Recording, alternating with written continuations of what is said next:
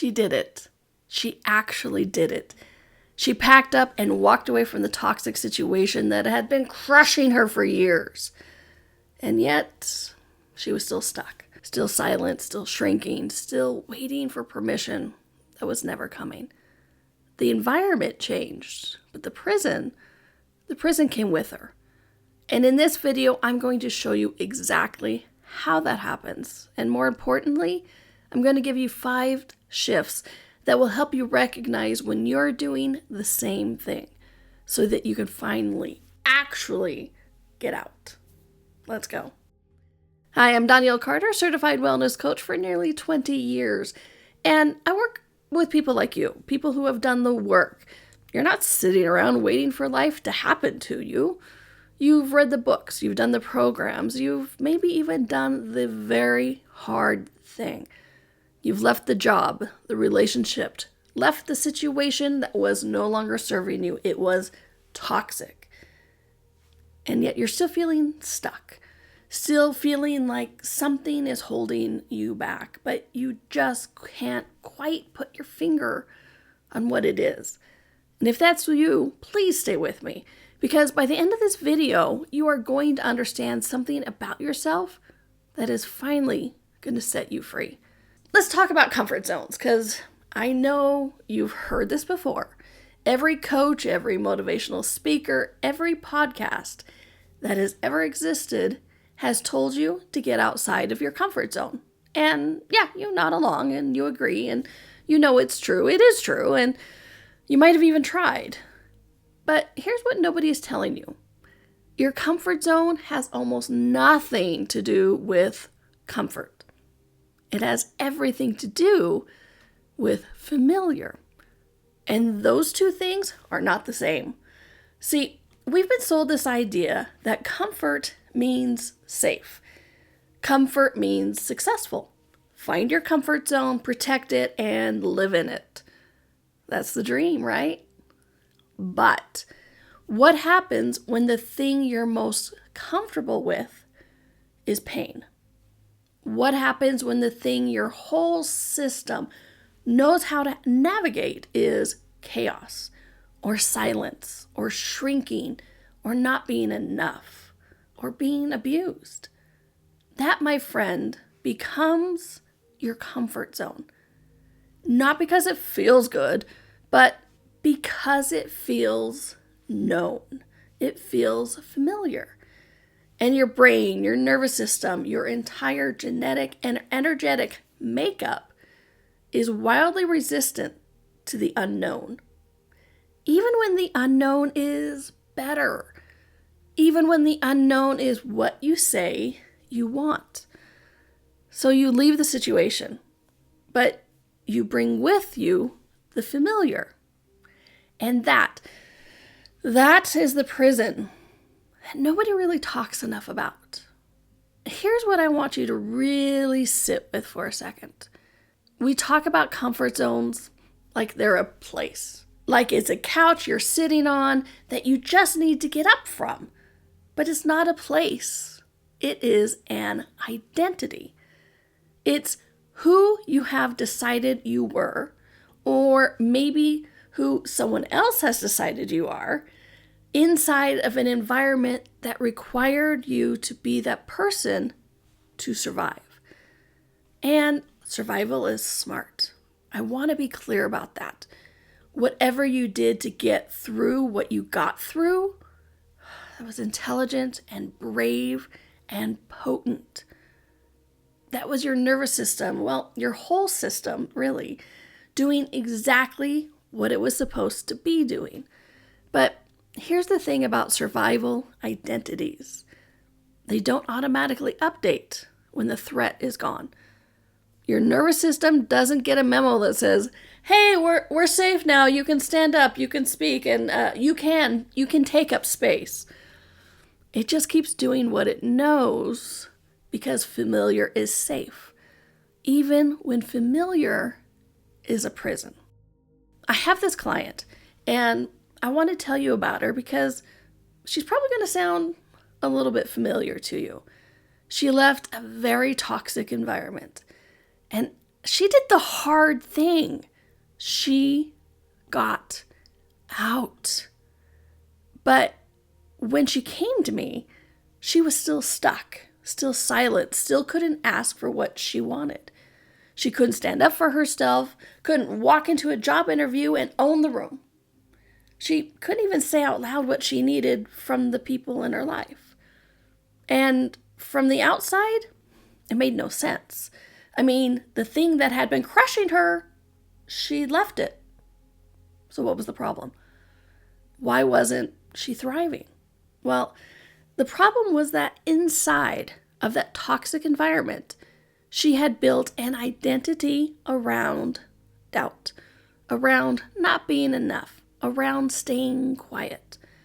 Not because she wasn't a quiet person, but because silence had kept her safe. Silence was how she survived. And when she's left, she took silence with her. She took, I'm not enough, with her. She took the, I need something outside of me to be able to create anything, with her. That toxic environment was gone. But the comfort zone it had built inside of her, that identity, she was still living there.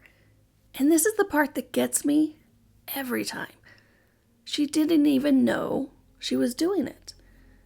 She was doing the things she thought would heal it. And it did help. And it did to a point, but there was one key aspect that not many talk about. She thought the problem was out there. She thought that if she could just find the right opportunity, the right support, the right situation, she'd finally be able to move.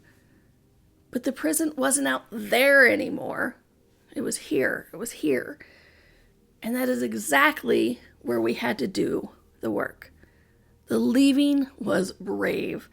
It was a monumental first step that had been very hard. But the deeper work is learning to leave the identity that that place created in you. And that's what we're here to do today. So here are 5 shifts that I cannot suggest enough. 5 shifts that will help you recognize when you're still living in a prison you already walked out of. And awareness is key here. When you discover and have an awareness of where you are functioning from, you can finally see the path out. Shift number 5. Get curious about what familiar feels like in your body. Not what you think, but what you feel. Because here's the thing about familiar. It has a sensation. It usually feels like relief, like, okay, I know this. Even more strangely, even when what you know is uncomfortable. So the next time you hesitate, before you speak up, before you apply to a job, before you say what you need, pause and ask yourself this question. Is this hesitation keeping me safe, or is it keeping me familiar? Those are 2 very different things. And your body knows the answer and will communicate it to you. Shift number 4. Look at what you are recreating. Find the pattern. This one might sting a little, and I'm just going to warn you. Look at your life right now and ask yourself, where am I building a slightly better version of what I left? Different job, same dynamic. Different relationship, same role. Different city, same story. We don't do this because we're broken or incapable of change. We do this because we are trying to find a new comfort zone, just like we were told to do. And without intervention, we will find one that looks almost exactly like the old one, because that is what our system knows how to navigate. It's what is familiar. So look at where you might be redecorating the prison instead of leaving it. You find the pattern, you have the awareness, and then you have choice. Shift number 3, identify the identity. Please don't skip this one, as it's crucial. Ask yourself, who did I have to be in that environment to survive it? Maybe you had to be small. Maybe you had to be the strong one. Maybe you had to be the peacekeeper, the helper, the one who never needed anything, or the one everyone could rely on. Write it down, get specific. Not to solidify it or claim it, but to finally see it, to have that awareness. And then ask the harder question. Am I still being that person, even though the environment is gone? Because you cannot step into a new version of yourself while you are still wearing the old costume. And there is something else on this one that I really want to share with you guys. When releasing the identity, please don't release the strength of it. To be the one who never needed anything took a potency that is beyond words. Now, I'm not saying to never need anything. Please accept help. And I have a whole video on allowing people to contribute to you, and I'll link it below. But what I'm asking you to see is the strength underneath it. That strength is you, the core of you that helped you survive this situation. So throw away the lack and limitations, but please acknowledge the brilliance and potency of you as you created this identity to survive. That doesn't show weakness. That shows a level of strength and human understanding that is a dynamic combo. Shift number 2. Work with your nervous system, not against it. Your system is not broken. It is not betraying you. It's doing what it was trained to do. Instead of trying to muscle through the resistance, stop. Breathe. Regulate it first. When your nervous system is in fight or flight, it cannot tell the difference between actual danger and the danger of standing up for yourself. It just knows threats. And when living in a toxic situation, our nervous systems are constantly in fight or flight. It becomes our baseline from which we function. So before you try the scary thing, the interview, the conversation, the moment where I'm taking up space, give your system a moment to catch up. 3 slow breaths, feet on the floor, hand on your chest. Get present in your body, get present with you and your universe. Tell your body and yourself, we are safe. This is different. We get to be different now. We have different choices available. Then take a deep breath and take that step. Shift number 1. Decide that the unknown is not the enemy. And this is the one I really need you to sit with. Because here's the truth underneath all of it. The reason we cling to familiar, even when familiar is painful, even when familiar is a prison, is because the unknown feels more dangerous than the known. And you might have heard the expression, the devil you know is better than the devil you don't. Well, here's what I need you to understand about that. The unknown is not a threat. The unknown is where everything you want lives. Every version of you that you have imagined. Every life you have said you want. Every relationship, every opportunity, every moment of joy that you keep saying that you're ready for is all in the unknown. And you will not get there by finding a better comfort zone. You will get there by being willing to not know and step into the unknown.